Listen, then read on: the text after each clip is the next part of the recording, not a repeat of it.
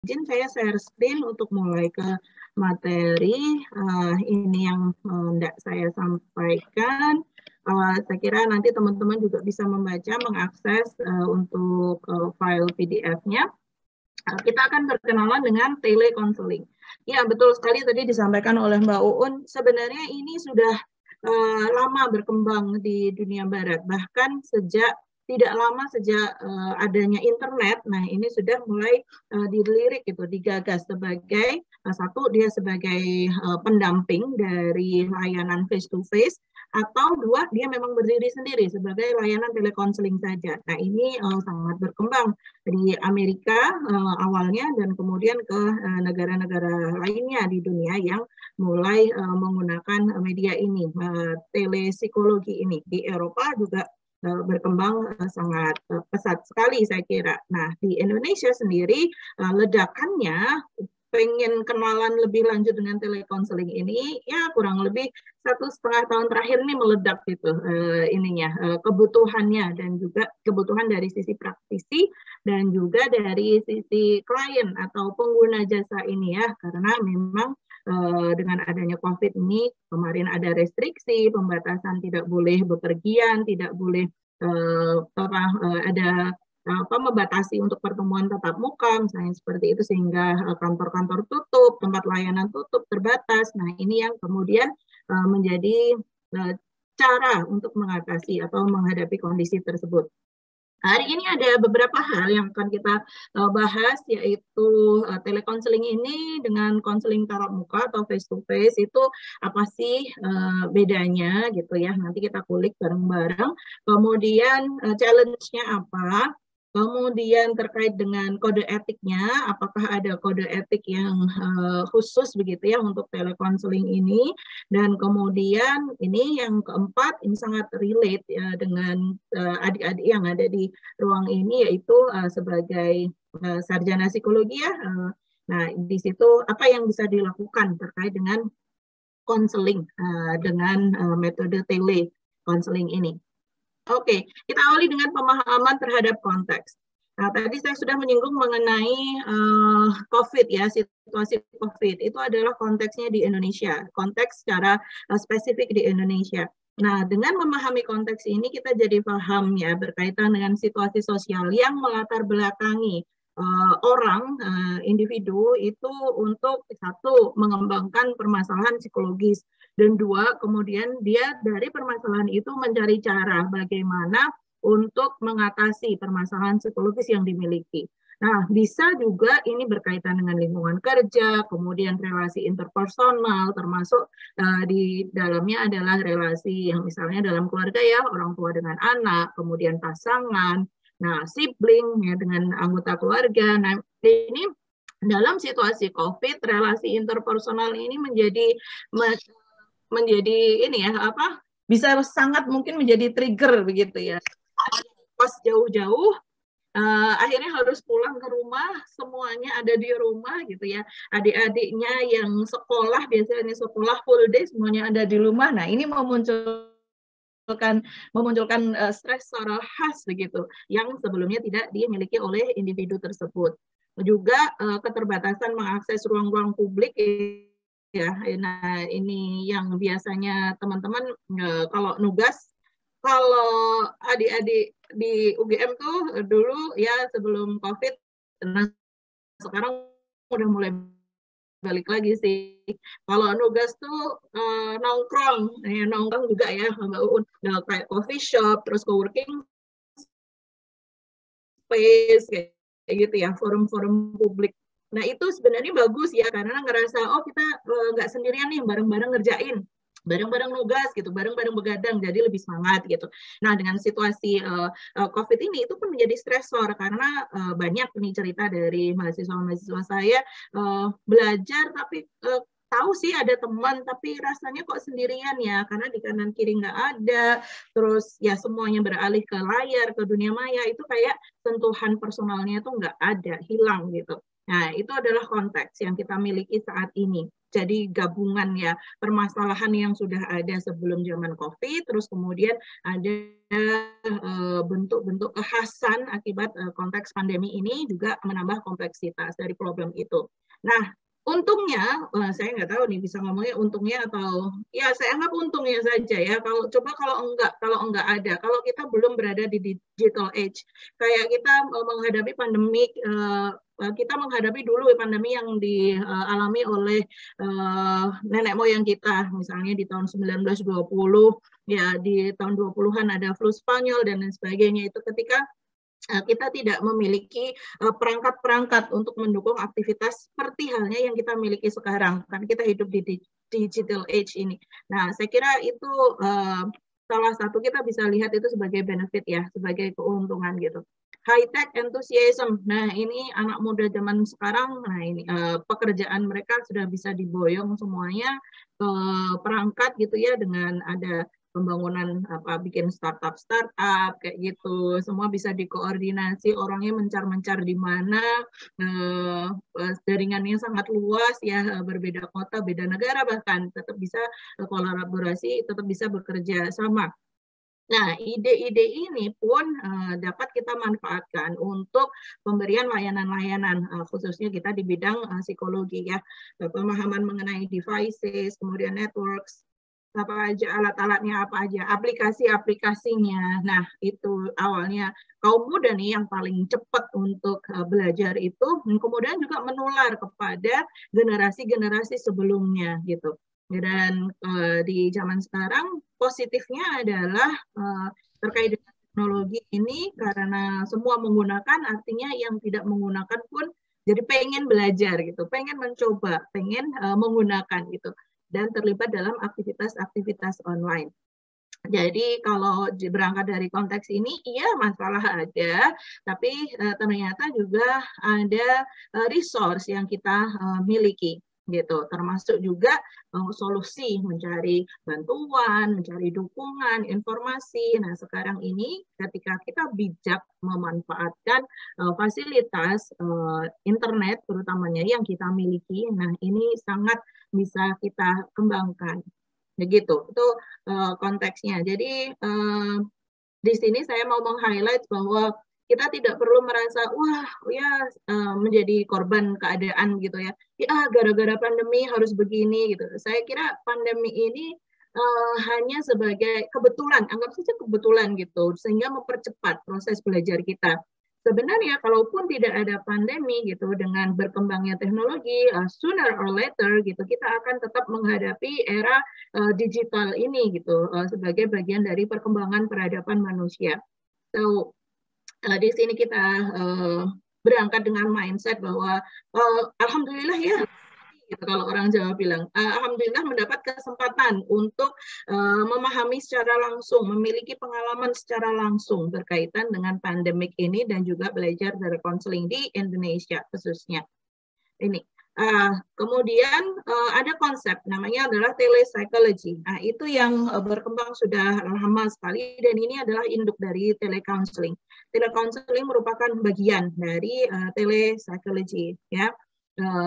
Ini apa maksudnya adalah segala sesuatu layanan psikologi ya, baik itu layanan yang sifatnya promotif, preventif, kuratif, rehabilitatif, semuanya begitu ya, yang menggunakan teknologi. Teknologi apa? Teknologi komunikasi, jelas. Karena di dalam layanan psikologi tentu kita membutuhkan untuk komunikasi minimal dari psikologisnya ke kliennya, dan juga bisa juga secara lebih luas di situ, misalnya dalam bentuk website begitu, dari provider website memberikan informasi kepada user internet pada secara general gitu, yaitu telepsychology. Oke, nah di sini telepsychology menurut APA, American Psychological Association, dia bisa berdiri sendiri ataupun bisa menjadi moda pendukung begitu terhadap apa traditional face-to-face methods. Nah, jadi yang membedakan antara layanan tele-tele ini dengan face-to-face adalah jangkauannya. Ya, ketika face-to-face jelas otomatis harus bertemu, artinya individu itu harus datang di orang yang terlibat ya, both parties itu harus berada di satu tempat yang sama untuk mengadakan sesi. Nah, sedangkan pada telepsikologi ini ya bisa nih ternyata nggak harus satu tempat, bahkan beda negara bagian, beda benua pun kalau misalnya layanan itu bisa menjangkau sejauh itu, jangkauannya sangat luas itu tadi, nah sangat bisa, sangat mungkin gitu. Bisa menggunakan telepon, ya bisa video teleconferencing, bisa juga menggunakan email gitu. Nah sekarang pun untuk media chat gitu ya, messaging, ya, nah itu aplikasi juga sangat banyak gitu. Ada Line yang banyak digunakan di Indonesia ya, ada Line, ada WhatsApp. Nah itu di negara-negara yang lain juga ada yang itu berkembang juga. Misalnya ada KakaoTalk, ada apalagi saya lupa namanya, yang populer di Cina. Nah itu, jadi bisa digunakan media-media tersebut gitu. Untuk apa? Untuk memberikan behavioral and or mental health care gitu. Bisa. Nah, telekonseling ini digunakan kalau kita melihat perbedaannya dengan face to face. Nah, di sini adalah penggunaan platform, jelas. Kalau face to face asal orangnya datang begitu ya, ketemu gitu, terfasilitasi, jadwalnya cocok ketemu gitu. Nah, kalau untuk telekonseling karena jarak jauh tadi, maka harus ada media, ada platform. Nah, di sini platformnya harus dirancang secure. Kenapa? Karena meskipun ini dijalankan secara tele begitu ya, tidak langsung, konseling tetap harus berdasarkan pada kode etik gitu, yaitu ada konfidensialitas misalnya. Nah, ini kerahasiaan juga harus tetap dipegang teguh terkait pelaksanaannya gitu. Baik di video session, misalnya di messaging, ya, atau menggunakan kombinasi dari keduanya. Oke, nah telepsikologi ini dan juga di telekonseling ada dua bentuknya, jenisnya ini maksudnya adalah cara pelaksanaannya. Yang pertama secara sinkronus dan yang kedua secara asinkronus. Gitu. Nanti akan saya berikan contohnya secara spesifik untuk yang telepsikologi text-based ya, text-based telecounseling, yaitu di chat dan email. Oke, nah kalau kita membahas mengenai how to atau bagaimana melaksanakannya, ini memang tantangan dari telekonseling ini macam-macam kalau kita ngomongin tantangan dan kondisi kita saat ini ya, siap atau tidak siap. Oke, dengan tantangan ada keterbatasan. Keterbatasan dan juga ada keuntungan ya untuk telekonseling ini. Yang pertama, kalau kita mau membahas mengenai face-to-face counseling, face-to-face therapy, gitu, ketemu langsung, ya. Kemudian kita bisa melihat secara keseluruhan, secara fisiknya, ya. Ada facial expression, ada gesture, gitu, ada gerak tubuh yang mendukung, ada posisi posturing yang mendukung. Nah, itu bisa tampak, ya. Dan itu semua mendukung bagaimana konselor atau psikolog menunjukkan empati kepada kliennya, ya, itu menunjukkan penerimaan dengan memberikan senyuman, misalnya tatapan yang hangat, terus bisa juga menjangkau misalnya dengan haptics communication, dengan sentuhan ya, menepuk pundaknya atau memegang tangan klien gitu. Nah, itu mungkin. Nah, sehingga di sini tantangannya untuk telekonseling karena tidak bisa melakukan itu semua, kita harus mencari cara bagaimana tetap menunjukkan empati kepada klien ketika tidak bertatap muka secara langsung, ya. Tidak ada dukungan komunikasi nonverbal gitu kalau kita bertatap maya seperti ini ya. Hanya bisa yang dilihat sejauh di layar itu bisa terlihat, yang lain-lainnya tidak.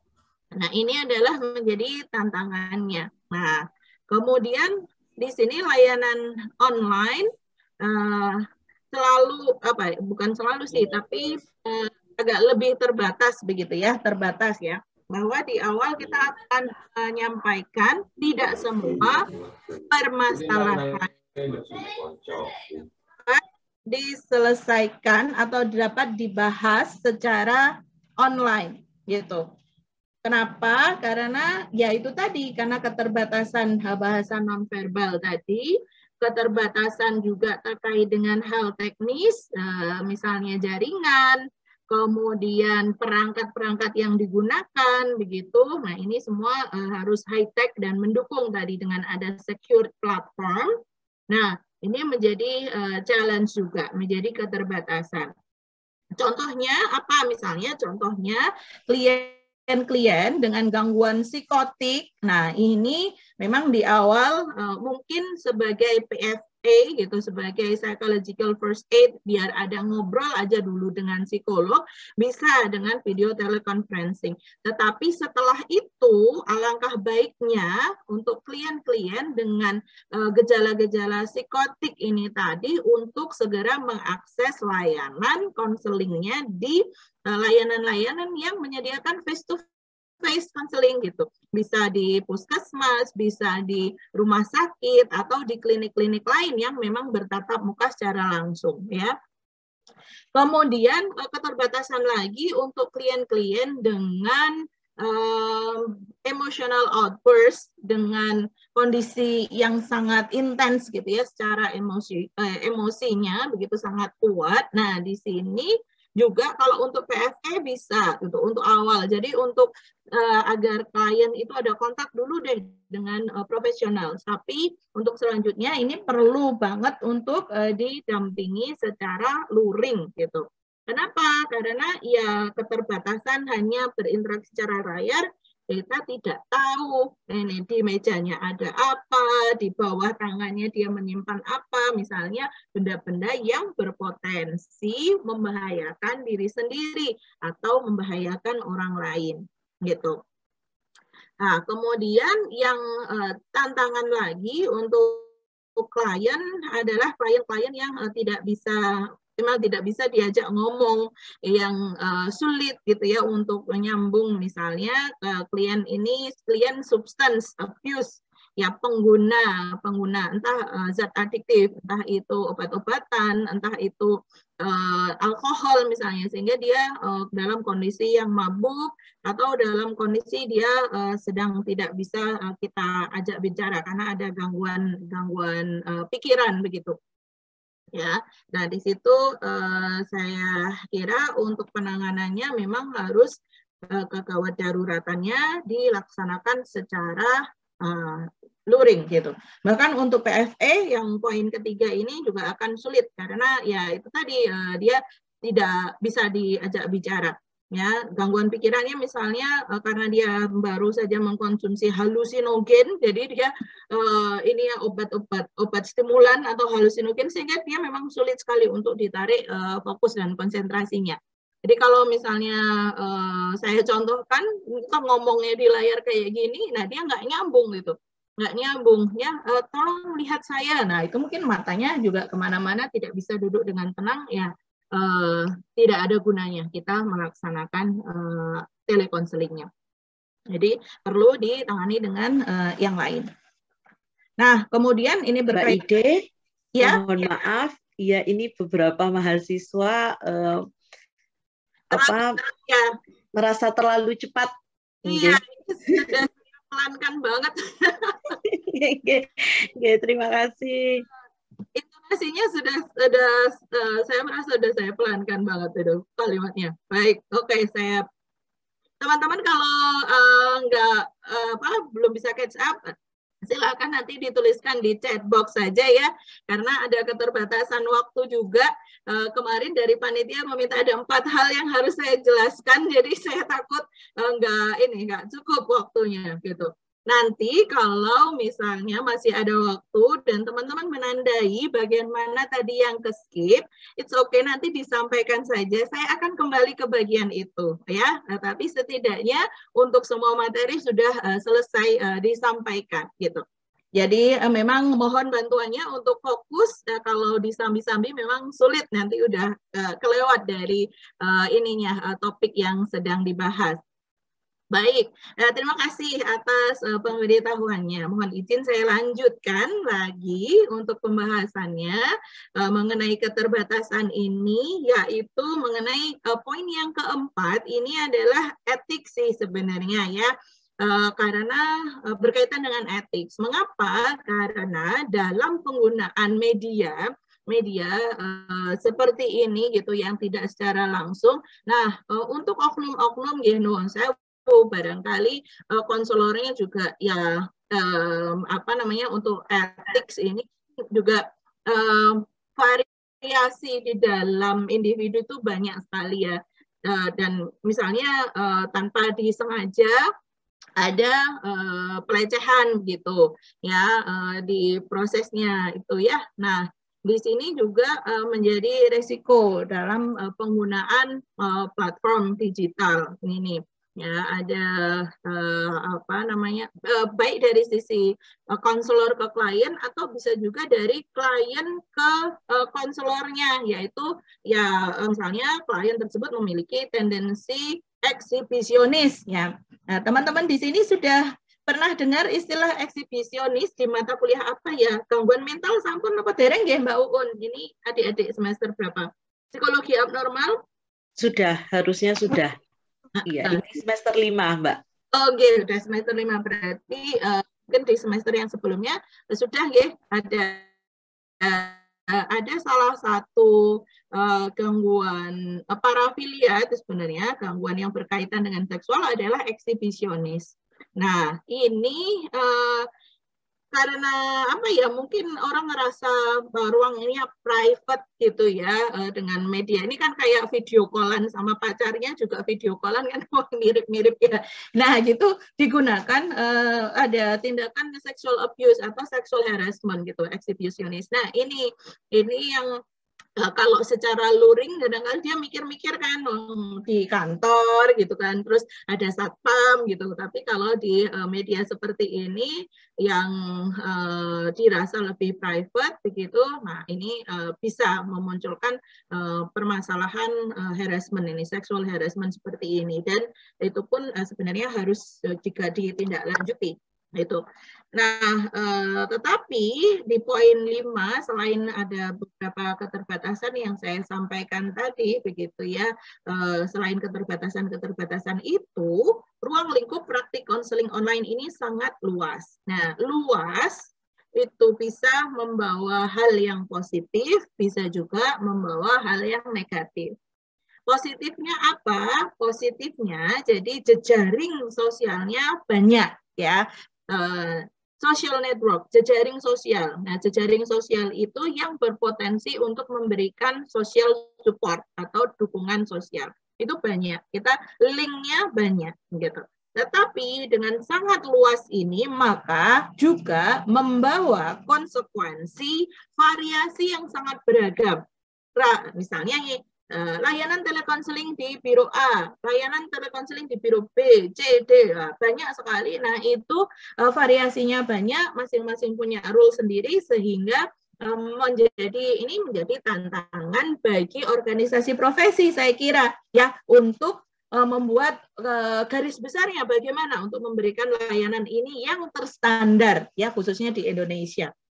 Itu. Jadi luas, bisa dia pisau bermata dua ya, bisa dia memberikan keuntungan bagi kita, tetapi juga bisa menjadi challenge, menjadi tantangan ya untuk khususnya menyamakan layanan. Baik, tetapi faktanya kita mau lihat juga dari sisi keuntungan yang kita dapatkan begitu ya. Treatment online karena dia lebih mudah, lebih cepat ya, dan lebih cepat untuk diakses, tidak perlu bepergian begitu ya. Nah, di sini untuk kaitannya dengan PFA yang saya singgung tadi, psychological first aid, ya, dengan telekonseling ini bisa segera didapatkan, gitu. Jadi ngobrol-ngobrol sebentar, nah, sudah lega. Nah, setelah lega, dia sudah bisa berpikir kliennya apa yang perlu dilakukan selanjutnya, apakah perlu luring atau bisa lanjut tetap dengan daring. Nah, itu sudah lebih baik kondisinya. Dengan catatan yang tadi sudah saya sampaikan, kondisi emosinya bukan kondisi emosi begitu ya, atau psikotik. Nah, psikotik memang masih challenge ya kalau menggunakan pendekatan telekonseling ini. Nah, ini dia ya, keuntungan-keuntungannya teman-teman bisa melihat di layar dan juga mencatatnya. Dari sisi poin yang pertama nih, rehearsal review. Nah, ini kalau kita menggunakan text based ya, artinya via chat atau via email. Nah, itu juga menulis sudah memberikan nuansa terapeutik tersendiri karena klien membaca, kemudian dia membaca lagi, membaca pada saat menuliskan ya, menulis itu kan masih sambil membaca. Terus setelah sudah jadi dia membaca lagi, dia mungkin memperbaiki kalimat-kalimatnya. Nah, di situ sudah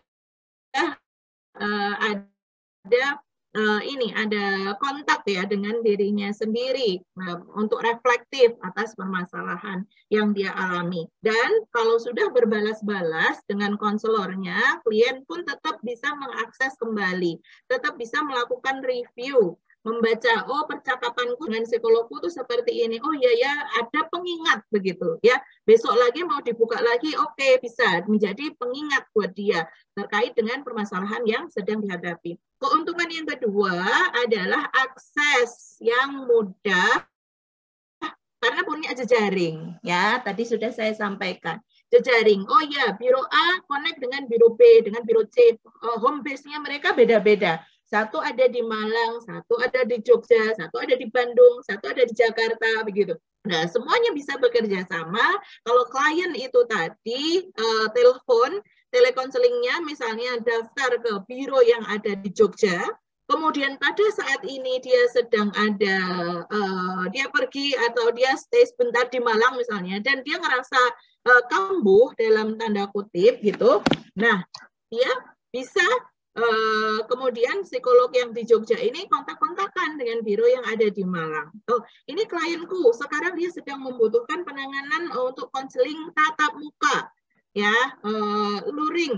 Gimana di tempatmu, bisakah? Oke, aku sampaikan kepada klien untuk direfer ke sana biar bisa ketemu tatap muka. Nah, ini lebih cepat, nggak perlu pakai ngantri-ngantri misalnya yang terlalu panjang proses antriannya. Nah, di sini keuntungannya. Kita dari sisi penyedia layanan pun kita punya jejaring connect satu dengan yang lain. Saya kira dengan adanya ya penyebabnya pandemi ini ya. Kemudian dari IPK, dari HIMSI, nah itu mendata semua psikolog-psikolog yang ada se-Indonesia itu ya. Nah, itu dengan demikian mudah untuk dijangkau. Oke. Dan yang terakhir, tadi sudah sempat saya singgung bahwa karena misalnya boleh ada rekaman, boleh ada catatan, gitu. Kalau di email tadi juga bisa ada riwayat diskusinya, riwayat conversation-nya yang bisa dibaca ulang. Nah, itu sangat mendukung proses klien untuk memahami permasalahannya. Ya. Dan kalau yang terutama asinkronus, nah ini juga bisa nih sesuai dengan kemajuan dari klien gitu. Kalau dia belum siap untuk merespon, nah berarti waktunya kan lebih panjang nih ya. Kalau asinkronus bisa dikelola sendiri, nah belum bisa merespon misalnya. Nah kayak gitu, kalau dia sudah misalnya membaik, baru merespon, nah itu bisa terlaksana seperti itu ya, tetapi tetap sesuai dengan perjanjian di awal atau nanti akan saya singgung juga tentang informed consent. Jadi itu keuntungannya. Ada challenge, ada juga keuntungan-keuntungannya, dan tentu saja kalau berkaitan dengan pandemi, telekonseling dan telehealth tadi disampaikan Bu di awal Halodoc tadi misalnya, yaitu telehealth, telemedicine. Nah, itu untuk orang-orang yang dia terbatas, terisolasi secara geografis, rumahnya jauh, harus mobilenya lama kalau ke arah layanan kesehatan. Misalnya dia juga memiliki disabilitas, ya, kemudian misalnya harus bekerja. Kalau pergi ke tempat layanan itu dia berhenti bekerja hari itu dan tidak bisa makan. Nah ini kan sulit ya, menghambat akhirnya. Nah dan ada hambatan-hambatan lain. Nah, ini bisa alternatifnya dipenuhi oleh praktisi psikologi yang menggunakan media online. Itu keuntungannya. Ya, jadi kita sudah bahas mengenai tantangan dan juga keuntungan ya yang didapatkan oleh klien ketika mengakses layanan telekonseling. Nah, ini menjadi pertimbangan ya, pertimbangan mau layanan yang seperti apa. Ya, bisa menjadi lebih kreatif kalau kita bisa dengan media itu, bahkan dengan Zoom misalnya bisa share screen gitu. Nah, dia menunjukkan nih apa yang sudah dituliskan, apa yang sudah dibaca, bisa share file dan segala macamnya. Nah, itu menjadi lebih mudah, kreatif dan juga ekspresif. Bisa ngasih reaksi kayak gitu. Nah, kita akan lanjutkan ke apa yang perlu disiapkan pemahaman terlebih dahulu untuk melakukan online counseling ya atau telekonseling. Yang tetap harus ada adalah keterlibatan atau repo ya, building repo, baik ini face to face maupun online. Nah, kalau online tentu dengan tadi penjelasan saya keterbatasan bahasa nonverbal atau komunikasi nonverbal, ini kita perlu belajar lagi. Memahami, oh kalau bicara di layar itu yang dilihat adalah kameranya, bukan gambar orangnya. Padahal kita perlu melihat ekspresi orang itu di gambar orang gitu, di layar proyeksi orangnya. Nah ini kan berarti kita harus ngatur nih, matanya ngelihat ke kamera, ke gambar, kamera, gambar kayak gitu. Nah, kemudian kehadirannya di sini juga kita bisa menggunakan tambahannya fitur-fitur. Kalau misalnya di face to face bisa ada sentuhan. Nah, kalau di online video conferencing fiturnya apa? Palingan kalau pakai Zoom kita pakai reaksi-reaksi itu gitu. Kita kasih jempol, kita kasih love atau kita kasih smiley. Nah, ya seperti itu ya. Plus and minusnya tetap ada. Tetapi setidaknya itu menjadi pengganti ya perasaan klien bahwa ya saya ada loh di sini, saya menyimak loh gitu. Ya dengan gambar-gambar kalau di face to face itu kita bisa menyela mudah ya, oh gitu. Nah, kalau ngomong kayak gitu, oh gitu, oh iya ya saya bisa paham. Nah, tapi kalau online ini bisa mengganggu. Kenapa? Bisa sudah selesai ngomong, maksudnya kita spontan merespon, ternyata ke-delay. Nah, itu kan jadi merusak konsentrasi. Maka untuk menunjukkan kehadiran di sini bisa dibantu dengan media ya, termediasi dengan salah satunya emoticon, reaksi kayak gitu. Nah, itu yang bisa membantu. Dan untuk keterbukaan saya kira tetap sama, ini baik di telekonseling maupun face-to-face counseling, ada self-disclosure, ya, kita membuka diri, kita menerima klien, empati, tidak judgmental, nah semuanya itu sama gitu. Ya, kemudian ya cara mengkomunikasikannya barangkali itu yang agak berbeda. Nah, kalau di poin yang keempat, di sini untuk online counseling, ada salah satu yang bisa kita anggap sebagai konsekuensi, tapi yang positif ya dalam hal ini, yaitu ada conversation transcript gitu. Nah, terutama di secara tertulis ya, text based, ya, itu ada riwayat percakapan. Nah, di situ kita bisa melihat lagi. Kalau di rekaman misalnya diizinkan, ada di inform consent-nya boleh untuk merekam.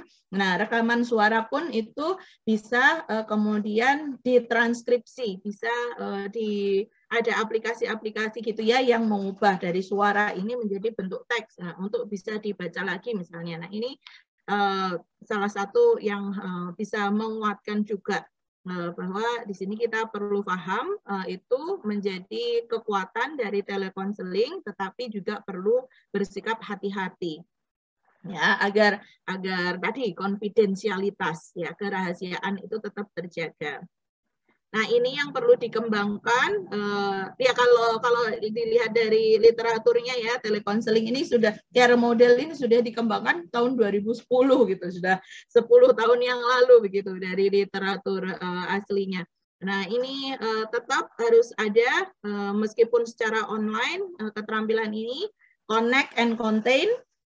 Jadi terhubung dengan klien gitu, dan di dalam prosesnya kita tidak boleh kayak sama aja, nggak boleh disambi-sambi ya teman-teman. Kalau misalnya pakai email pun ketika menulis email ya jangan satu paragraf terus melakukan aktivitas yang lainnya terus nanti balik lagi ya, jangan. Tetap kita memberikan waktu yang khusus untuk layanan ini. Kemudian assess and affirm. Nah, ini juga tetap ada proses assessment dan juga proses kita melakukan konsolidasi ya, afirmasi, meyakinkan lagi apa yang kita peroleh. Nah, data-datanya. Jadi harus tetap ada. Assessment kalau secara online bagaimana? Assessment secara online pun itu namanya tele-assessment. Tele-assessment ada bagiannya tersendiri, dipelajari tersendiri di dalam telepsychology. Ya, jadi tidak semuanya alat tes yang kita biasa sajikan secara luring itu kita bisa sajikan secara daring. Jadi perlu dicek ulang mana yang dapat disajikan secara daring dan mana yang dapat disajikan secara luring. Begitu. Nah, kemudian ada proses reorient dan reaffirm, ada kata re-nya, ada huruf RE ini, artinya sepanjang proses pun kita tetap harus aware terhadap perubahan-perubahan yang terjadi gitu. Dan kita memberikan penguatan kepada klien kita ya bahwa dia berdaya, dia mampu gitu. Dia tidak didefinisikan oleh kondisinya, tetapi dia mampu mengontrol dan mampu mengelola dirinya, itu tadi. Dan yang terakhir, ini tetap harus kita terapkan kepada klien meskipun menggunakan telekonseling adalah encouraging dan empowering. Encourage dan empower. Nah, kita memberanikan, membuat dia menjadi lebih berani, begitu kita memberdayakan klien, gitu, itu tetap sama, tetap harus ada. Jadi meskipun misalnya ini menggunakan text based, ya kita ketik, nah yang kita ketikkan itu juga bukan semata-mata solusi gitu. Oh iya sudah, kamu silahkan melakukan ini, melakukan ini, melakukan ini. Tidak, tetapi ada proses juga yang di situ memberikan empowering, ya penguatan kepada klien. Nah, keterampilannya apa? Yang khusus untuk teks. Nah, di sini adalah pemahaman untuk kata-kata, ya kata-kata, istilah-istilah yang kita gunakan. Nah, di sini perlu jadi berbahasa, teman-teman. Kalau kita pakai bahasa Indonesia, berarti kita cek lagi ya bagaimana penggunaan bahasa Indonesia kita bisa dipahami atau justru belibet, justru membingungkan. Ya, ini tantangan lainnya kalau yang kita gunakan adalah text based, ya, konseling berbasis tulisan. Bisa melalui email atau melalui chat.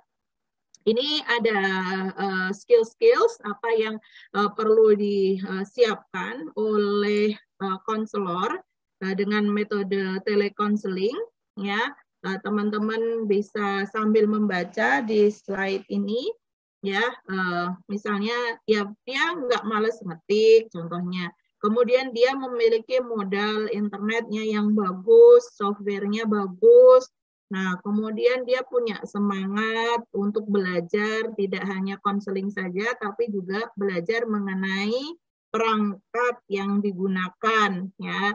Misalnya cara download, cara upload, dan segala macamnya. Itu tadi ya, biar ketika menggunakan perangkat tersebut pada sesi konseling, nggak panik gitu. Wah ya, saya juga nggak ngerti, aduh gimana ya. Nah, itu kan panik berjamaah, nanti konselornya panik, kliennya juga ikutan panik. Itu.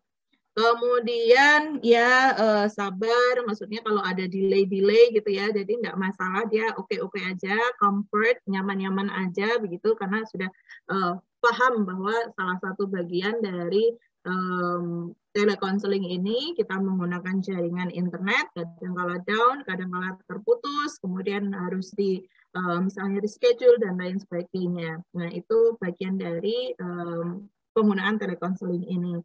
Dan yang lain-lain ada kesediaan di sini untuk juga karena menggunakan telekonseling, jadi kayak misalnya memberikan psikoedukasi tambahan, jadi nyari-nyari ini web atau artikel-artikel yang relate, nah kemudian itu dijadikan sebagai tambahan bacaan, sampaikan kepada klien misalnya. Nah itu dari sisi personal kan butuh ini ya, curiosity tadi itu, keingintahuan dan semangat untuk menggunakan metode ini gitu.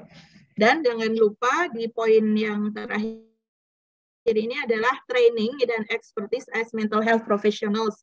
Jadi meskipun tadi sudah tahu secara teknisnya bagaimana, tetap dasar sebagai praktisi kesehatan mental ya. Kalau di kita berarti teman-teman sarjana S1 psikologi atau psikolog misalnya. Nah, itu tetap harus dipegang gitu.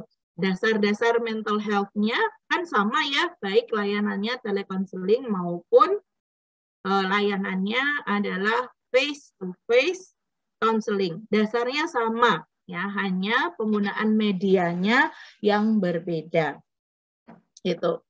Nah, sebagai orang, sebagai individu, kita juga perlu mengenali skill-skills emosi kita, ya, yang berkait dengan emosi. Bagaimana kita meregulasi emosi kita, karena sangat mungkin emosi yang akan muncul dalam ekspresi wajah kita di layar. Nah, ini juga perlu kita sadari. Nah, itu ada untuk skill-skillnya ini secara emosional perlu kita kelola juga gitu. Dan yang menarik di sini ada satu poin, love of being online. Nah, ini ya butuh ketertarikan untuk melakukan layanan online. Ada individu-individu yang ngerasa nggak mantap online. Enggak, saya lebih suka face to face. Nah, kalau misalnya seperti itu dipaksakan online, saya kira juga hasilnya akan kurang optimal. Jadi dari sisi personnya memang harus memiliki ketertarikan ya terkait hal ini. Kemudian ada kliennya, ternyata nggak hanya dari konselor aja loh yang harus siap, ternyata klien juga harus memiliki karakteristik tertentu, begitu, sehingga layanan telekonseling ini bisa berjalan secara optimal. Ya, jelas harus punya perangkatnya, dia pun harus nyaman untuk berinteraksi secara online, begitu. Ya, kemudian mampu di situ komitmen ya, poin yang ketiga berkaitan dengan komitmen gitu. Ya, sama aja pertemuan online dan pertemuan offline, daring luring sama aja. Kalau ada waktu yang sudah disepakati, maka ya nggak boleh telat juga gitu. Sama aja. Nah, ini yang perlu difahami oleh klien-klien juga.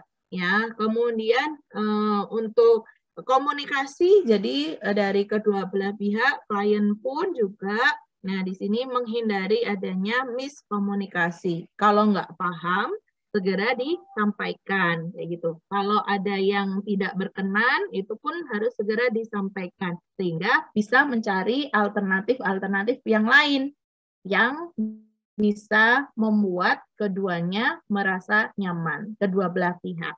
Kemudian harus termotivasi, juga nggak balas. Kalau kita ngomongin tentang text-based counseling, dia juga nggak males untuk ngetik misalnya. Atau kalau misalnya dia mau voice note gitu, ya nggak males ngomong. Nah, gimana kalau males ngomong kan ya susah juga gitu untuk melanjutkan komunikasi. Nah, kemudian terkait biaya juga ya. Kalau misalnya secara online mungkin ada extra expense untuk listrik, ya listrik nggak banyak sih ya, tapi ya pakai listrik juga ya. Nah, misalnya seperti itu menjadi pertimbangan juga. Dan kalau ada tarif-tarif yang berbeda, nah itu juga menjadi pertimbangan. Ya, tarif layanan. Layanan luring berapa, layanan secara daring berapa, durasinya berapa lama. Nah, itu juga seharusnya dipahami oleh klien. Nah, kalau kayak gini gimana ya Mbak Ide, taunya dari mana? Nah, taunya itu adalah dari informed consent, ya, dari informed consent yang sudah dibahas, disampaikan kepada klien sebelum dia oke nih, saya mau ambil layanan konseling yang ini. Nah, sebelum dia memutuskan. Oke, kalau ini adalah 5 features of the e-counseling relationship. Nah, kalau di face to face, kalau luring bentuk apa building reportnya barangkali berbeda. Nah, sehingga di sini disebutkan virtual relationship. Ya. Nah, kita secara online ini seperti apa membangun hubungannya. Kemudian ada structuring, ada development of text relationship kalau menggunakan teks ya. Kemudian ada text reinforcement, kemudian diakhiri dengan terminasi gitu. Nah, ini 5 features yang disampaikan oleh Saleh Hamzah, Nordin, Gafikir, dan Churabsi di tahun 2015 ini lebih fokus kepada text based ya, e-counseling relationship yang menggunakan kalau text based itu kita nggak ketemu dengan orangnya, tidak tatap maya seperti ini ya. Tetapi yang kita baca itu hanyalah tulisan-tulisannya saja ya, yang menggunakan email terutamanya. Nah, itu bagaimana kok bisa ada relationship ya, counseling yang relationship-nya yang seperti apa kalau kita bahkan nggak ketemu orangnya. Nah, ini ada tema-temanya yang bisa dipelajari. Oke, tapi garis besarnya untuk orientasi terapeutik itu sama ya, baik konseling online maupun konseling offline. Baik, ini adalah contohnya kalau secara asinkronus, text-based online counseling itu ada email, ada alur-alurnya juga teman-teman, ada strukturnya tadi yang disebutkan sebelumnya. Ada alur isi email, ini pada balasan pertama, artinya balasan pertama itu adalah psikolog merespon email dari klien yang masuk ke biro. Nah, itu apa nih? Ada alur-alurnya. Jadi nggak sekedar langsung ketik-ketik balas gitu, tetapi ada strukturnya. Nah, teman-teman bisa lihat di layar ini tahapannya seperti apa. Gitu. Oke, jadi bisa dibaca, ada tetap ada sambutan, perkenalan, kemudian presentasi konselor itu maksudnya menjelaskan saya konselor di mana gitu ya, saya gini latar belakang konselor. Nah, itu secara singkat saja. Nah, karena bagian dari perkenalan ini disampaikan juga ya. Kemudian parameter counseling itu durasinya berapa lama, gitu, berapa kali berbalas chat, misalnya sesuai dengan kesepakatan layanan di biro, ya, sesuai dengan informed consent. Oke. Kemudian ini sampai dengan yang terakhir adalah ketika menutup itu ada penegasan terkait harapan-harapan ya, harapannya ke depan seperti apa, termasuk juga untuk mencegah muncul kembali permasalahan ya. Jadi follow up-nya nanti seperti apa. Nah, itu kita sampaikan di tahap akhir ini. Gitu. Oke. Kemudian contoh berikutnya adalah chat. Chat ini disebutkan masuk ke dalam sinkronus secara langsung karena real time. Kalau email tadi berjeda, jadi lebih panjang begitu, nggak real time langsung berbalas-balasan.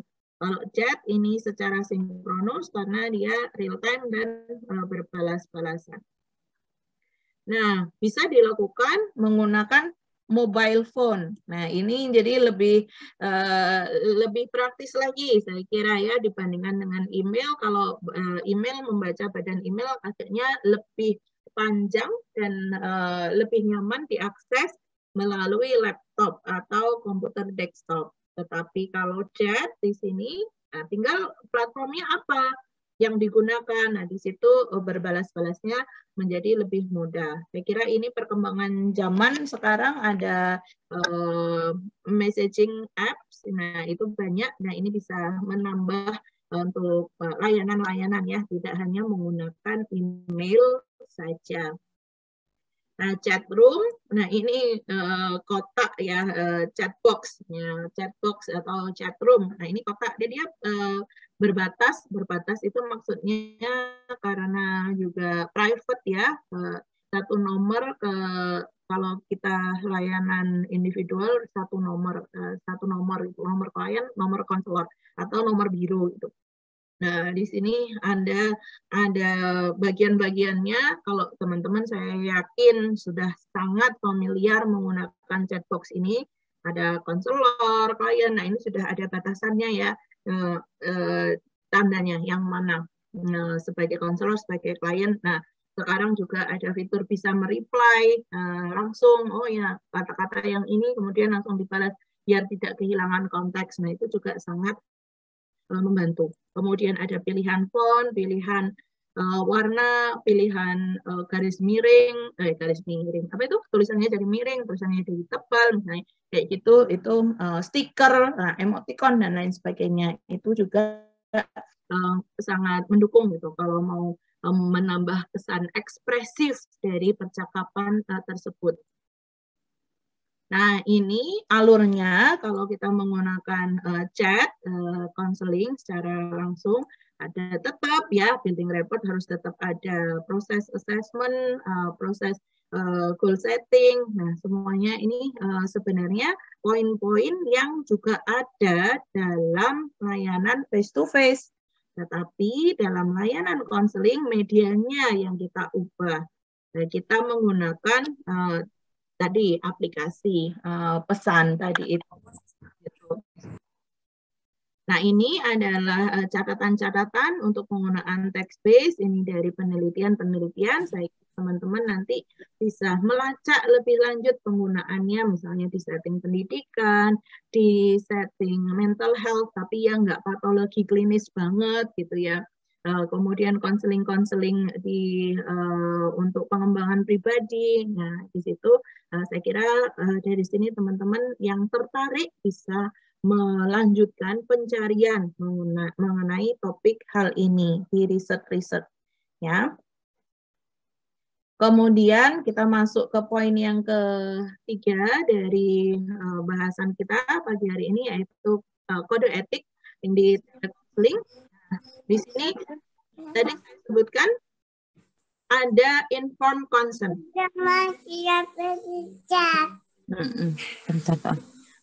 Jadi ada informed consent itu, klik. Nah, informed consent, jadi apapun yang saya sampaikan tadi di awal, harus begini, harus begitu, harus begini, harus begitu. Nah, inilah yang kemudian dari organisasi profesi, ya, yang perlu memberikan standar-standar. Standarnya seperti apa? Oh, yang pertama, harus ada informed consent. Ya, harus ada penjelasan mengenai layanan. Terus klien paham dan klien memutuskan itu dengan sadar. Oh ya, seperti ini, konsekuensinya begini. Sehingga ya, saya ambil layanan ini. Kemudian di situ mengisi formulir untuk mendaftarkan. Jadi sepakatnya, sudah sepakat. Apapun yang tertulis di dalam kesepakatan itu tentu saja harus dipatuhi oleh kedua belah pihak. Kalau tadi saya bilang, oh ya bisa direkam. Nah, tapi ternyata di inform consent-nya ini kesepakatan dari biro di situ nggak boleh ya, nggak boleh direkam dalam bentuk apapun. Maka itulah yang harus disepakati. Jadi kita mengacu pada kesepakatan ini. Ya.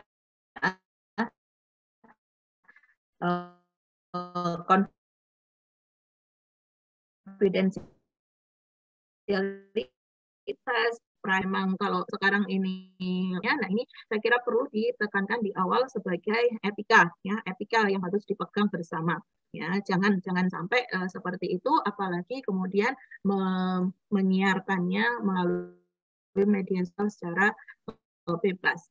Jadi nggak bisa psikolog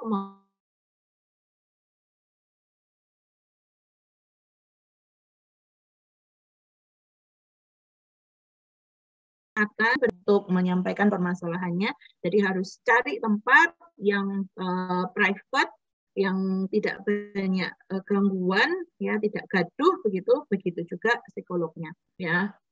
Jika dimungkinkan, kalau psikolog sih jelas harus tetap on cam. Kalau klien ini ya kadang-kadang mau on cam, kadang-kadang enggak. Nah itu juga tergantung dari kesepakatan.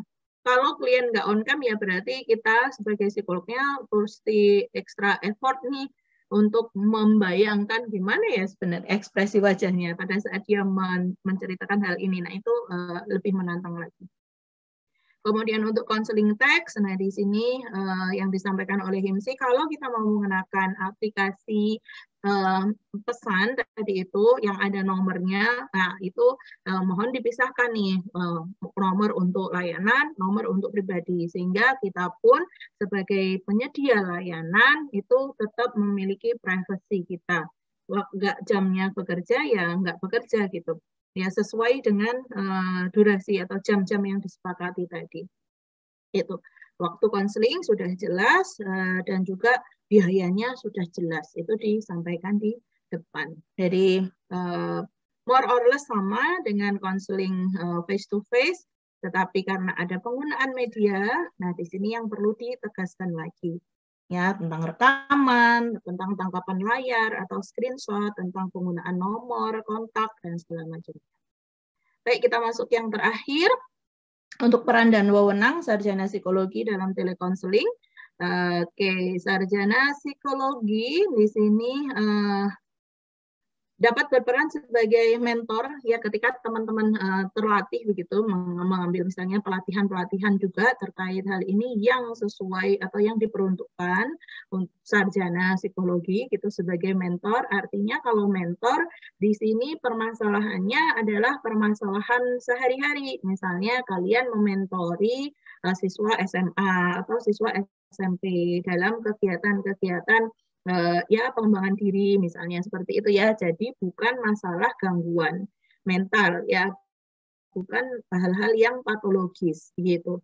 Nah, kalau hal yang patologis, nah ini tentu saja untuk penanganannya butuh pihak-pihak yang memang terlatih khusus ke bagian itu, ke bidang-bidang itu ya, patologi klinis.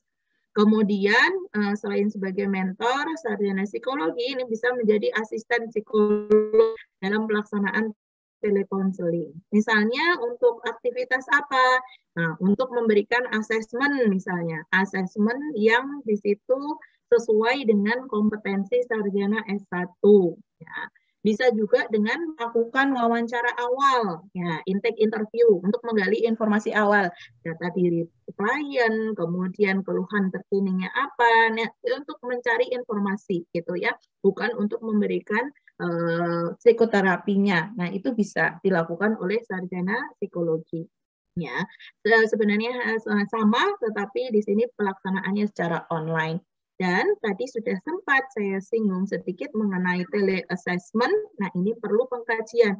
Tidak semua alat tes yang kita miliki itu dapat disajikan secara langsung, secara online begini ya. Nah, itu perlu dicek ulang lagi. Dan yang terakhir, ini untuk teman-teman semua, ya tetap perlu memahami konteks ya, apakah konteksnya ini tadi untuk mentoring atau konteksnya sebagai aid ya, merespon tanggap cepat begitu tetapi tidak mendalam dan tidak patologis misalnya. Nah, di sini teman-teman perlu mempelajari, perlu paham konteks itu. Situasi mutakhirnya seperti apa. Dan tidak kalah pentingnya, nah ini secara hard skill ya, keilmuan kita untuk dasar-dasar kesehatan mental. Nah, dari mata kuliah kesehatan mental, dari mata kuliah gangguan mental atau psikologi abnormal, nah ilmu-ilmu itu tetap harus kalian kuasai. Oh iya, Freud itu punya teori psikoseksual misalnya, tahapan, oh iya berarti permasalahan dia muncul karena ini misalnya psikodinamika. Nah, kemudian kalian tetap juga mempelajari mengenai pendekatan behavior misalnya, pendekatan kognitif, pendekatan humanistik, ya itu kalau teori-teori konseling ya dasar itu tetap harus dikuasai. Kemudian karena kita menggunakan media untuk telekonseling ini, maka pelajari juga medianya. Kenali fitur aplikasinya. Oh iya, pakai aplikasi yang ini bagus nih.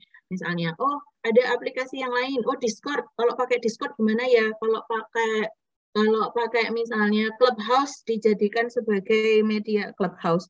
Apa itu? Saya nggak pakai iPhone. Ya benar ya, Clubhouse ya, atau apa namanya. Nah, itu misalnya teman-teman bisa gunakan juga alternatif-alternatifnya selain dari Zoom, selain dari Google Meet gitu. Nah, kita kenali, oh ya fiturnya seperti ini, nah bisa dimanfaatkan seperti ini, oke kita coba. Ya, itu 3 poin ini ya, konteks permasalahannya, dasar keterampilan kalian baik secara hard skill maupun soft skills ya mengenai ilmu psikologi, dan khususnya kalau dalam hal ini banyak berkaitan dengan isu-isu kesehatan mentalnya ya, dasar-dasar ilmunya di situ. Kemudian pelajari, kuasai, gunakan dengan bijak media untuk melakukan pelayanan telekonselingnya. Baik, saya kira itu yang saya sampaikan untuk kali ini. Ini adalah referensinya. Semoga saya tidak melonjak terlalu banyak dari waktu yang ditentukan, sehingga kita bisa lanjutkan untuk diskusi atau sesi Q&A begitu ya Mbak Uun. Monggo saya kembalikan kepada Mbak Uun selaku moderator. Terima kasih teman-teman. Ini nanti bisa saya ini lagi ya untuk tayangannya. Baik, terima kasih Mbak Ide, sangat menarik. Ini tadi saya menyimak sambil nyatet dikit-dikit gitu ya. Luar biasa, ternyata banyak banget yang mungkin kita miss gitu karena mungkin selama ini kita melakukannya banyak luring ya. Kemudian ya kalau nggak kepaksa gitu mungkin kita nggak akan belajar untuk telekonseling juga gitu. Kalau nggak ada pandemi, who knows gitu, mungkin kita nggak akan beranjak juga dari comfort zone kita. Oke, terima kasih. Ini teman-teman juga sudah luar biasa banyak dan antusiasnya luar biasa, sudah mulai banyak pertanyaan. Dari yang pertama, ini langsung dijawab begitu ya Mbak Ide ya. Nanti ini ada dari pertanyaan dari Ayuning Tias dan Sabrina, ini agak relate, jadi saya gabung gitu ya. Yang pertama, apakah memungkinkan jika klien melakukan telekonseling karena dia tidak mau diketahui identitas aslinya? Kemudian jika itu terjadi, apakah diperbolehkan dan apakah efektif? Itu. Kemudian ya ini agak relate dengan yang Sabrina Galuh, jadi saya langsung gabung gitu. Dan bagaimana jika klien ini faking good ya dalam chat atau dalam video juga mungkin. Itu pertanyaan pertama dan kedua yang kita agak relate ya Mbak Ide ya, jadi saya gabung gitu. Monggo untuk ditanggapi. Baik, terima kasih Mbak Uun. Nah, ini bagus sekali pertanyaan dari adik-adik berdua nih, dari Ayuning Tias dan juga Sabrina. Nah, ini sebenarnya kalau pengalaman saya pribadi ya, saya juga sering mendapati klien-klien yang dia memilih mau video conferencing, mau via email atau via chat begitu ya, layanan yang ditawarkan di biro tempat saya bekerja. Nah, kalau di sini berdasarkan pengalaman saya pribadi ya teman-teman dan Mbak Uun, saya berusaha untuk melepaskan asumsi-asumsi itu. Wah, dia ini faking good. Oh, dia ini apa gitu. Saya berusaha untuk tidak punya penilaian apapun terhadap klien ini hanya berdasarkan dari catatan hasil assessment saja. Saya berangkatnya dari situ, gitu. Kenapa demikian? Karena kalau kita sudah memiliki kekhawatiran-kekhawatiran, anggapan-anggapan kalau nanti dia begini, dia pakai nama samaran, dia nggak jujur dan segala macamnya. Nah, itu akan membuat saya menjadi bias dalam memberikan pelayanan gitu. Biasanya bisa saya menganggap klien ini ada penilaian-penilaian gitu ya, klien ini dia nggak niat, dia gini kayak gini. Nah, saya akan menanggapinya juga terpengaruh dari bias yang saya miliki, ya kan? Nah, sehingga saya mencegah untuk nggak usah kepikiran. Kalaupun dia mau faking good kah atau dia faking bad, itu urusan dia. Saya menangkap dan saya merespon dan saya merefleksikan dalam proses konseling ini adalah sesuai yang dia tampilkan kepada saya. Nah, kalau gitu gimana kalau dia masalahnya nggak selesai, Mbak, gitu misalnya ya. Oke, nah itu di awal, di bagian bahwa saya di sini bukan problem solver kamu loh. Saya bukan problem solver Anda. Saya tidak akan memberikan solusi secara langsung, tetapi dalam proses ini saya akan mendampingi Anda untuk misalnya berpikir secara lebih terstruktur, mengekspresikan emosi, mengkomunikasikan ganjalan-ganjalan, ya semuanya sesuai dengan apa yang Anda kerasa tidak nyaman sekarang. Sehingga agar saya bisa membantu Anda, agar saya bisa bantu kamu, yuk kita gunakan kesempatan ini, kamu terbuka aja gitu. Sampaikan saja apa yang mau kamu sampaikan. Kalau nggak kayak gitu, saya nanti nggak bisa nggak bisa mendampingi secara tepat gitu. Itu yang saya sampaikan di awal. Sehingga dengan demikian, dari sisi klien ini, dia memiliki willingness and readiness. Dia memiliki keinginan untuk terlibat dalam proses ini. Bahwa yang berproses terutamanya adalah dia. Dan dia berhak mendapatkan pelayanan optimal. Kalau dia bohong, dia nggak dapat pelayanan optimal. Yang rugi siapa? Ibaratnya gitu, kalau ngomong secara frontal ya, yang rugi dirinya sendiri. Tapi tentu saya nggak ngomong kayak gitu. Saya kemas lagi bahasanya untuk mengarahkan bahwa di sini willingness kamu tuh penting loh. Gitu. Readiness kamu juga penting loh, kesiapan kamu untuk terbuka. Nggak usah langsung ngomong masalah yang gede dulu. Di awal-awal kita bisa saling mengenal dulu, kamu cerita tentang dirimu sendiri dulu, rasa nyaman. Dan saya pun tidak memaksa, dia harus dengan saya konselornya. Jika dalam proses kemudian merasa kurang seret dan lain sebagainya, klien pun berhak untuk mengkomunikasikannya. Dia berhak juga memberikan feedback kepada saya agar prosesnya berjalan dengan optimal, hasilnya optimal juga. Jadi seperti itu ya gambarannya. Saya juga tidak bisa memaksa, kamu nggak boleh loh faking good, atau faking bad gitu. Nah, nggak bisa gitu juga. Lagi kita sampaikan segala sesuatunya dalam proses pendampingan ini, baik dan buruknya gitu, optimal atau tidaknya. Nah, di situ peranmu, ya, peranmu untuk bertanggung jawab pada dirimu sendiri. Saya biasa menggunakan metode atau tekniknya motivational interviewing. Nah, kayak gitu memang saya kuatkan nih motivasi intrinsik dari dia untuk mengikuti keseluruhan aktivitas yang kita akan lakukan. Begitu ya, Ayu Ningtyas dan juga Sabrina. Mbak Uun, kesempatan untuk pertanyaan pertama saya kira. Oke, terima kasih. Jawabannya sangat detail ya. Kita lanjut untuk pertanyaan kedua. Tadi dikatakan bahwa keterbatasan telekonseling salah satunya adalah konselor agak sulit menunjukkan empati, sehingga perlu untuk mencari cara lain. Bagaimana cara untuk menunjukkan rasa empati kepada klien dalam proses telekonseling ini? Terima kasih. Betul. Kalau secara face-to-face, kita sangat terbantu dengan komunikasi nonverbal. Bisa langsung melihat matanya, wajahnya kayak gimana, ekspresinya, senyuman manisnya gitu, Mbak konselor yang ada di sini bisa terlihat secara langsung. Nah, kalau secara online itu sulit tertangkap, mungkin karena videonya blur ya, laptopnya udah tua gitu misalnya, pencahayaannya yang nggak bagus, nah itu nggak optimal. Nah, yang bisa kita gunakan cara lainnya adalah secara verbal. Jadi teman-teman harus stated, menyampaikan secara langsung. Kalau misalnya kita mau mengapresiasi klien nih ya, nah kalau face to face kan kita bisa manggut-manggut lah, senyum, kasih jempol kayak gini. Nah kalau secara online mungkin nggak tertangkap gitu, tidak tertangkap secara optimal, maka kita perlu menyampaikan dengan verbal juga. Wah iya, saya kira Anda tadi sudah menyampaikan dengan sangat runtut, sangat jelas sekali. Nah, itu saya terharu mendengar cerita yang disampaikan. Artinya ada modal, Anda sudah paham permasalahan. Misalnya, itu. Jadi kita menyampaikan secara langsung dengan menggunakan kata-kata. Bisa juga kita, kalau tadi saya bilang kita sulit untuk menyela dengan pertemuan online seperti ini ya, karena nanti jadi suaranya gema, pecah dan segala macamnya, maka bisa kita berikan fitur reaksi. Ya, wah ya. Nanti itu kita bisa bahas lagi. Tadi aku ngasih lope-lope loh pada saat kamu ngomong ini.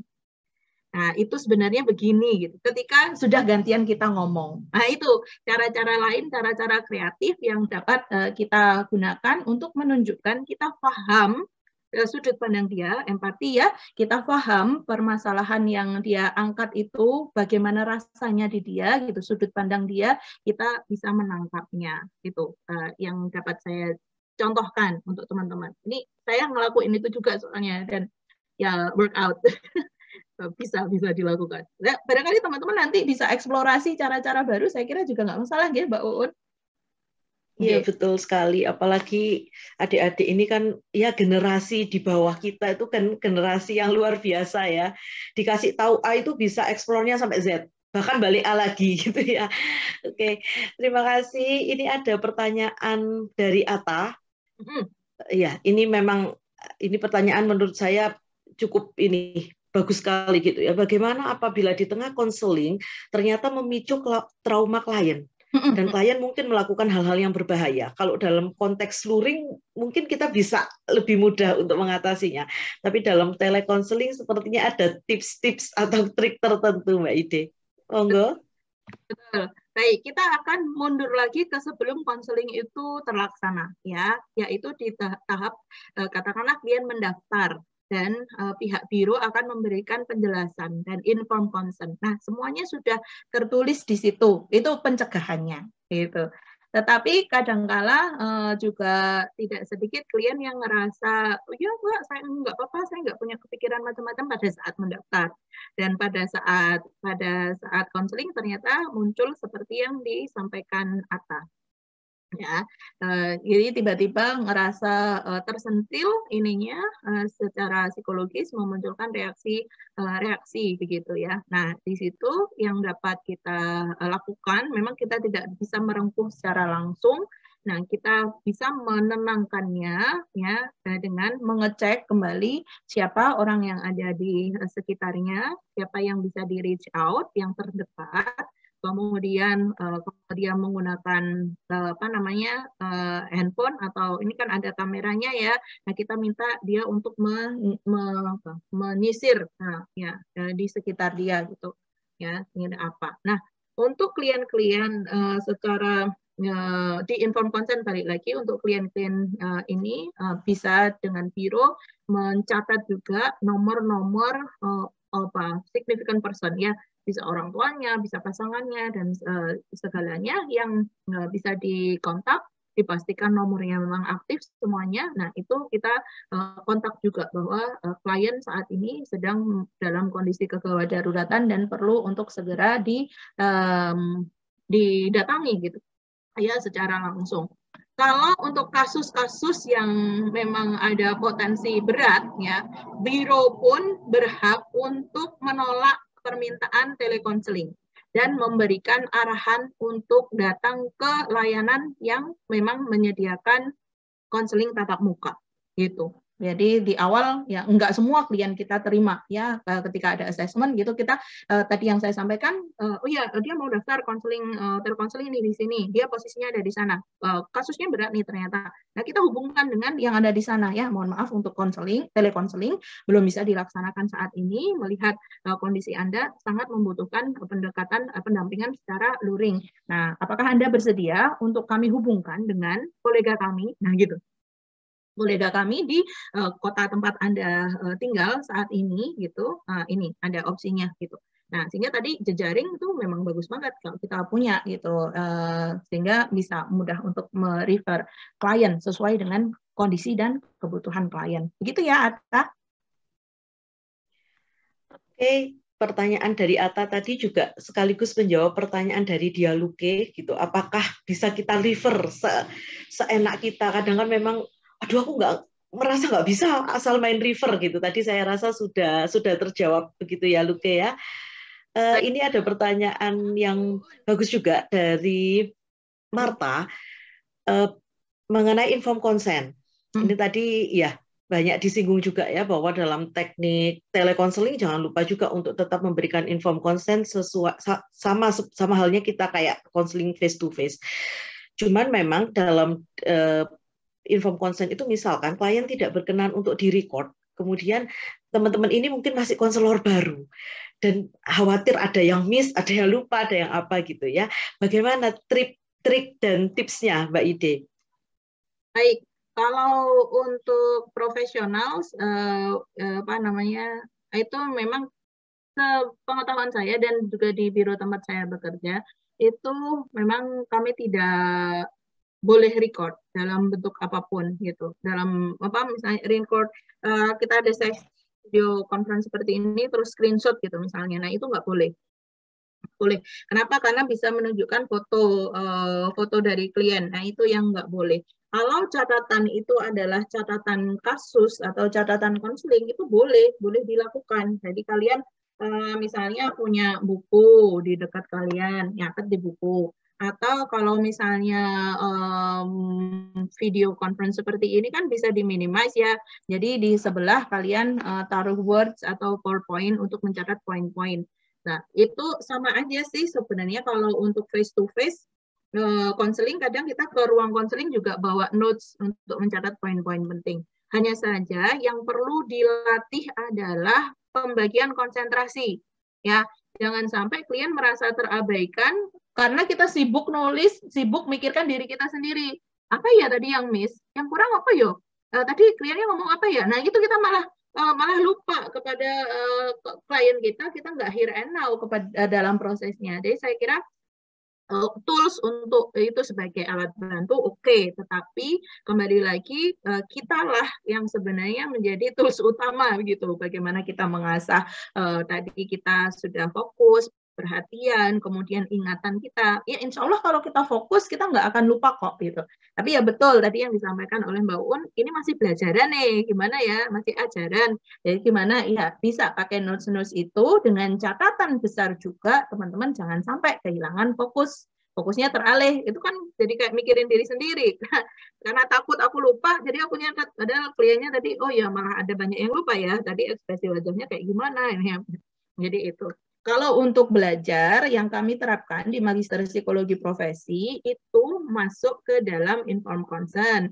Jadi ini untuk kegiatan belajar. Jadi dia akan menjelaskan juga saya bukan psikolog profesional, saya masih mahasiswa magister. Jadi layanan ini misalnya konsekuensinya adalah gratis gitu kan. Kemudian tetapi saya mohon bantuan karena ini saya masih dalam proses belajar, apakah berkenan untuk direkam untuk mendukung proses belajar saya.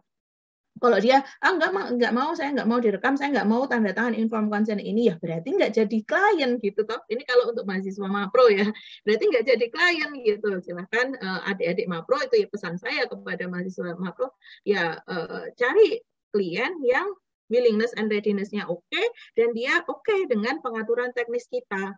Ya. Kalau dia ngerasa dia memang butuh kegiatan ini, pendampingan ini, meskipun nanti ada direkam dan digunakan untuk bahan diskusi dengan dosen, nanti juga ada sesi yang harus disupervisi dosen misalnya. Oh iya nggak apa-apa gitu. Yang penting saya dapat insight, saya dapat pendampingan dan dia bersedia, ya nggak masalah.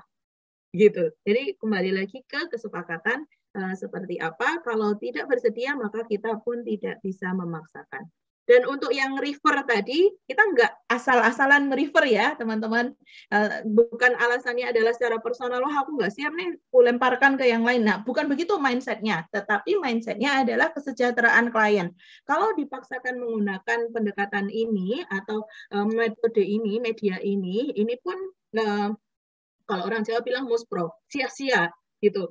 Jadi kita tawarkan, nih loh kalau begini, ini kemungkinan problemnya seperti ini, konsekuensinya seperti ini, kalau ini seperti ini, pilihannya yang lain, konsekuensinya seperti ini gitu. Menurut saya sebagai praktisi, nah itu kita sampaikan judgement kita juga berdasar, nggak karena personal gitu ya. Akan lebih baik bagi Anda untuk mendapatkan penanganan secara langsung karena begini ya, kita sesuaikan dengan kasusnya. Jadi pertimbangan dia logis dan rasional gitu, tidak karena personal ya, karena wah ini saya nggak mau nanganin klien yang kayak gini, saya prefer. Nah, jadi refer pun tidak seenak hati gitu.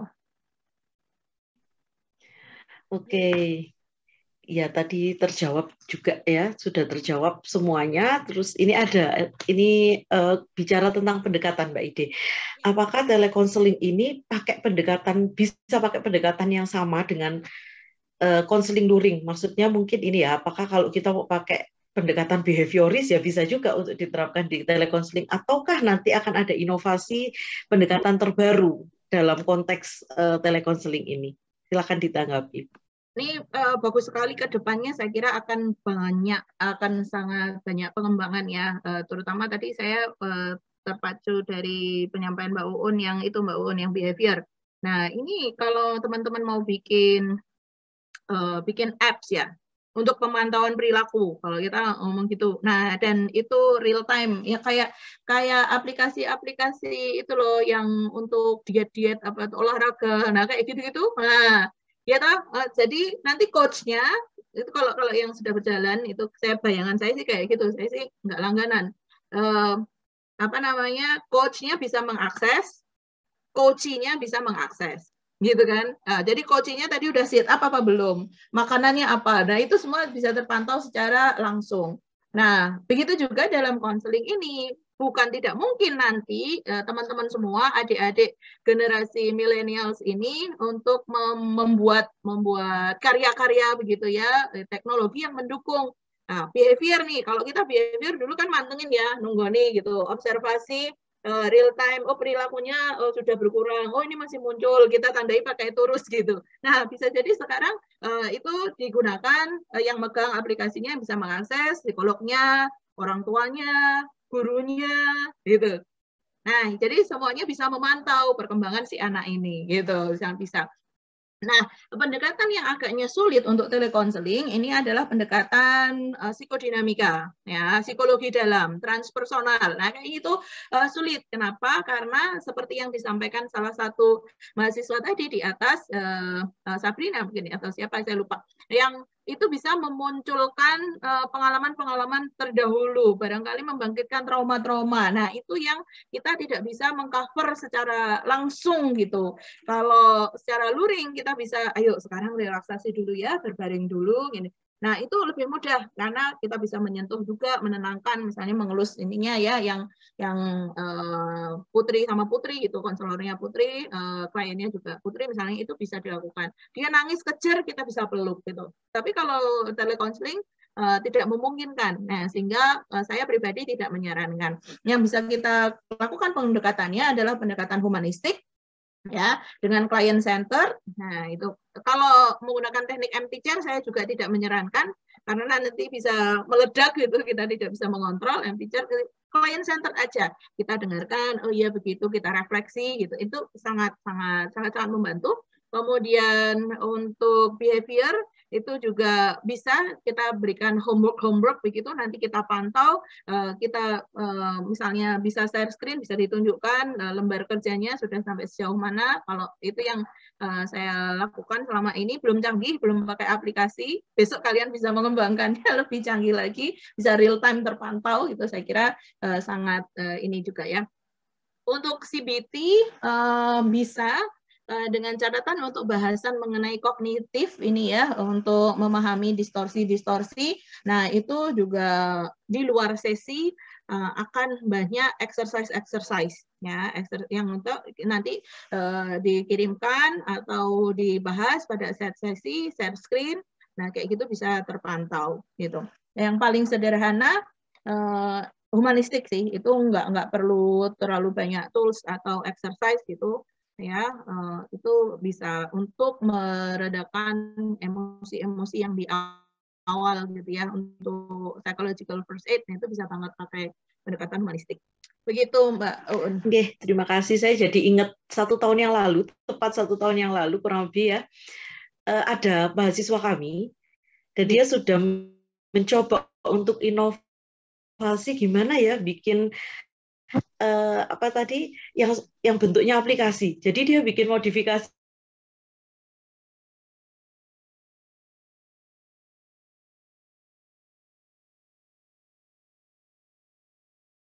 teman-teman yang lain. Saya rasa ini wah, generasi kalian itu generasi yang gampang, suruh bikin apa gitu cepat sekali dibandingkan kami.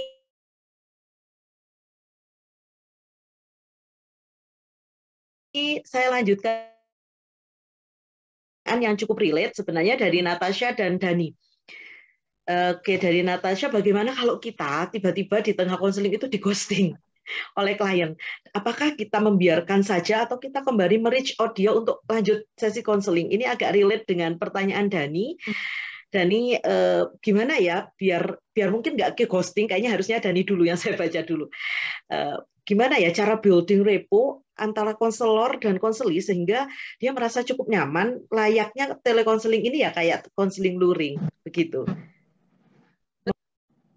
Iya, ya ini memang sangat-sangat mungkin terjadi. Orang luring aja besok diminta datang lagi, nggak datang lagi gitu juga banyak ya.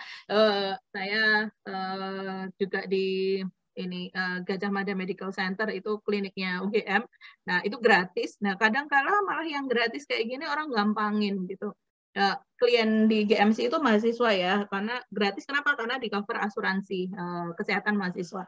Nah, dia datang, itu luring ya, datang terus kemudian ya oke, saya ini ya nanti exercise-nya PR-nya gini, minggu depan kita ketemu lagi kita bahas. Dia nggak datang. Saya di ghosting kan. Ya.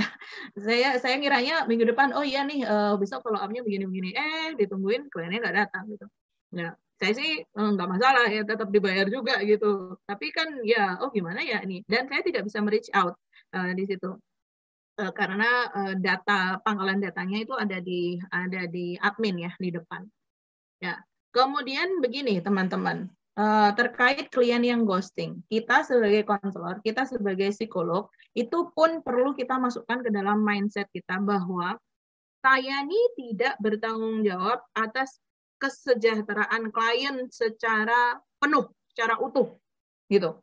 Kalau kita berpikir kita yang bertanggung jawab, maka pikiran terus klien ini bagaimana klien ini bagaimana ya, klien ini bagaimana gitu. Kelanjutannya seperti apa. Nah, yang menjadi fokus kita adalah menguatkan tadi dari sisi hard skill, dari ilmu-ilmu psikologi yang mendukung gitu ya. Kemudian dari soft skills-nya yaitu dari pembawaan diri kita dan juga pengembangan diri kita sendiri sehingga kita lebih siap berhadapan dengan klien. Nah, ini yang perlu kita kuatkan.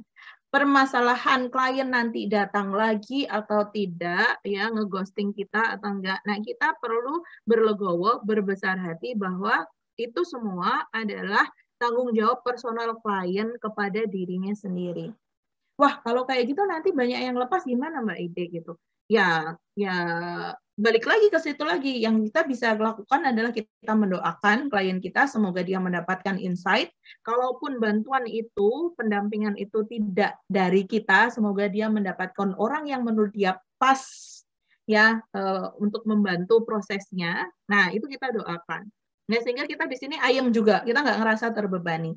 Nah, dari sisi hard skill dan soft skill yang saya sebutkan tadi, kita merefleksi diri. Oh, bagaimana ya building repoku ya?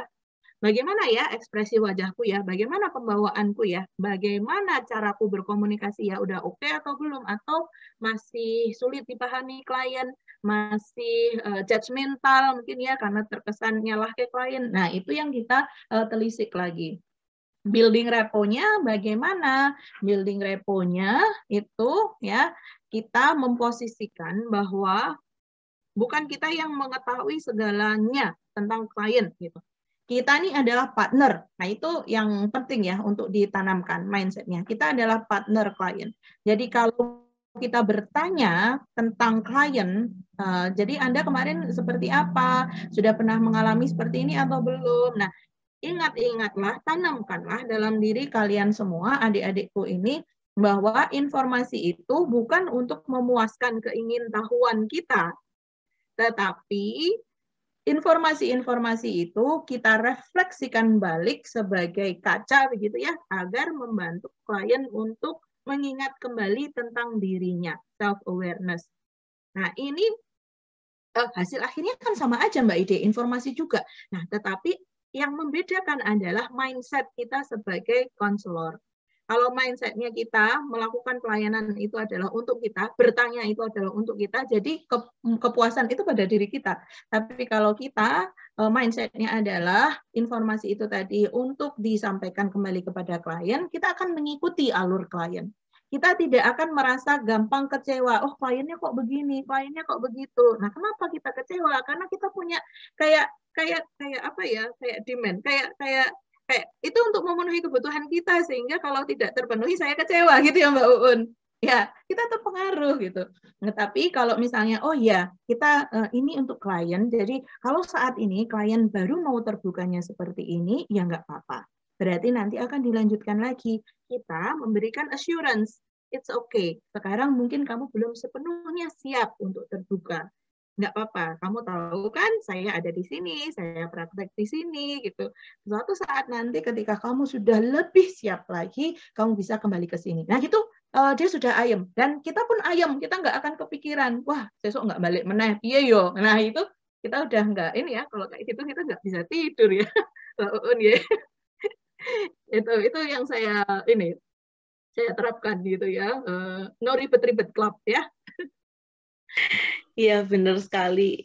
Nah itu mungkin catatan juga ya adik-adik. Jadi ada masa kita memang berbaju sebagai konselor dan ada masa kita memang berbaju sebagai human biasa. Mungkin itu catatannya. Ketika jadi konselor ya sudah fokusnya ke klien. Jangan lupa gitu, apa namanya, ya jangan sampai kita malah fokus untuk diri kita. Begitupun sebaliknya. Ya itu kalau kita masih terbawa diri kita ya kemungkinan besar kita akan banyak kecewanya karena expect dengan klien. Oke, ini mungkin last question Mbak Ide. Ini menarik juga case ini. Bagaimana jika klien dan konselor itu kliennya itu kayak dilama-lamain atau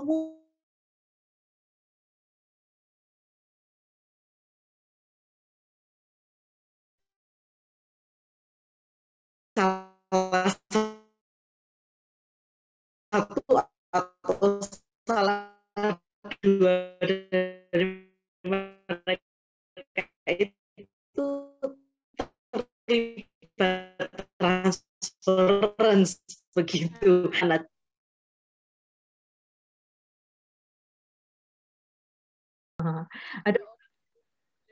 Ada klienku ini ternyata memenuhi kebutuhanku untuk keberhargaan gitu. Nah, kita seneng nih kalau misalnya dikabarin dari biro gitu, atau oh ini mau lanjutan, mau konseling lanjutan, wah berarti dia butuh kayak aku. Nah terus kita cari-cari ini, oh ini belum, ini masih ada yang perlu dilanjutkan lagi, gini biar dia datang lagi. Nah itu transferan ya. Nah itu kita perlu memahami, teman-teman memahami diri kita sendiri. Oh yang seperti apa ya kita nih, kita masih, oh kita butuh attachment, kita butuh pengakuan, ya kita merasa insecure. Nah, kemudian bisa juga dalam hal yang negatif, sebenarnya klien itu nggak masalah, tetapi kita memendekkan sesi karena kita nggak mau berkontak sama dia. Karena alasan personal, kayaknya kliennya jutek, kayaknya kliennya nggak ini, atau kita merasa terintimidasi oleh klien karena kliennya lebih tua usianya daripada konselornya. Nah itu juga bisa jadi problem. Maka kenali area-area pengembangan dirimu ya kalian semua, mana di situ yang masih perlu di-upgrade, mana yang perlu ditambahi, ditambal begitu. Untuk area-area kecemasannya misalnya itu mulai dikurangi karena sudah sadar, jadi bisa dikelola ya. Nah, itu yang akan bisa membantu. Kalau kliennya si klien yang transference itu gimana ya? Padahal katanya klien itu adalah raja ya. Ya, maksudnya kita nggak nolak klien dan segala macam. Nah, ya kita lihat dulu konteksnya. Kita tetap bisa menolak dalam tanda kutip, misalnya merefer atau ini berdasarkan judgement yang profesional. Ya, saya pernah merefer mengganti klien. Kenapa? Karena saya merasa dalam proses yang sudah sedemikian lama progresnya tidak apa ya. Jadi dia on off, datang lagi kayak gitu. Tetapi tidak mau melakukan exercise dengan banyak excuse, dengan banyak alasan gitu, sehingga ya nggak bisa. Kalau nggak latihan ya gimana mau ada perubahan gitu, nggak ada yang untuk direfleksi. Sehingga saya sampaikan bahwa untuk kita, saya kira sesuai dengan tujuan awal ya, sudah terpenuhi. Kita kemarin merancang setidaknya ada sekian sesi dan itu sudah lebih gitu ya, itu kita bisa sampaikan. Sehingga di awal sebelum memulai, saya kira itu penting banget teman-teman untuk membuat patokan yang jelas gitu ya. Nah, misalnya kita pahami kasusnya apa, terus kita mau menggunakan pendekatan apa, kemudian perkiraan sesi yang akan kita lakukan, kita rancang, itu berapa lama, itu kita sampaikan kepada klien.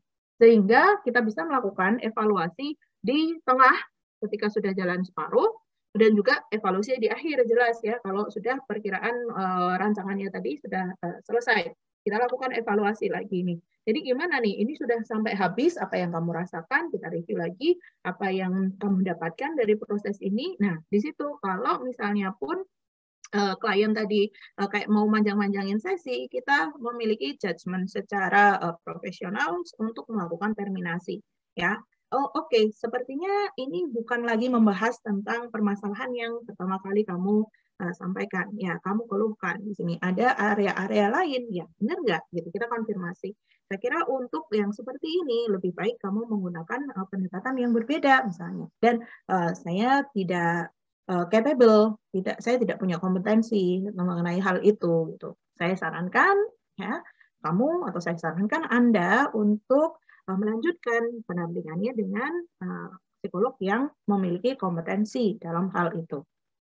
Alhamdulillah sih saya belum pernah menemui yang ngeyel banget. Ya nggak apa-apa, nggak kompeten nggak apa-apa, maksudnya sama Mbak Ida aja itu. Alhamdulillah saya nggak menemui. Maksudnya masih bisa menerima penjelasan yang seperti itu. Gitu. Boleh ya di refer boleh.